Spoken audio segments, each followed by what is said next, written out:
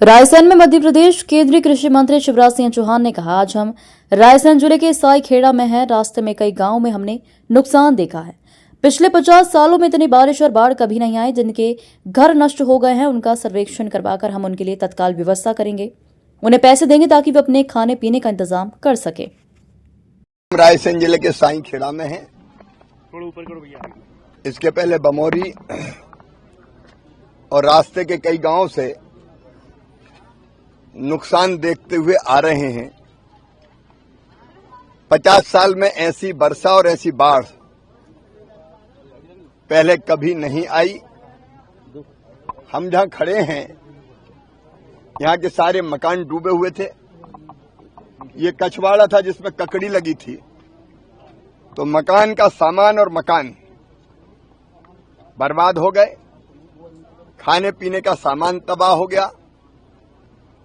पहनने के कपड़े भी लोग नहीं उठा पाए, सामान भी नहीं निकाल पाए। एक अम्मा का तो सामान उठाते भगते दौड़ते गिरी और फ्रैक्चर हो गया। इनका सब कुछ तबाह हो गया। फसलें भी नष्ट है और घर भी नहीं बचे। सर्वे चल रहा है अभी। इस व्यापक नुकसान को अभी हम और आगे सिलवानी तक देखेंगे। और दुख की इस घड़ी में हम अपनी दुखी जनता के साथ खड़े हैं।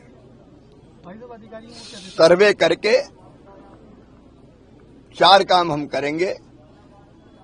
नंबर 1, सर्वे करके तात्कालिक व्यवस्था उनकी जिनके मकान पूरी तरह से नष्ट हो गए, क्योंकि मकान एक दिन में 1 महीने में नहीं बनता और पूरी बरसात अभी सिर पर है। तो तत्काल उनके रहने की व्यवस्था क्या हो, अस्थायी व्यवस्था।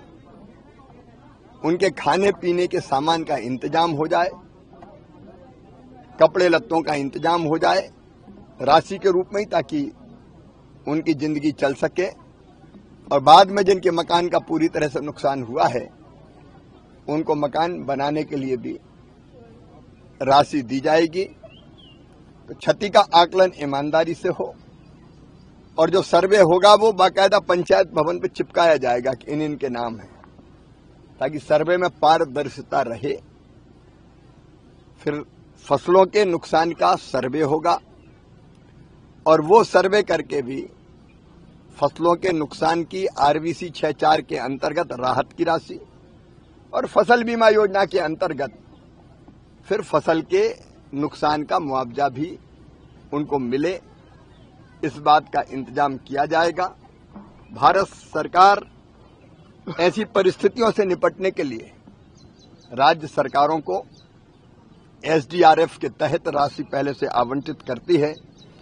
75% भारत सरकार का और 25% राज्य सरकार का पैसा उसमें होता है।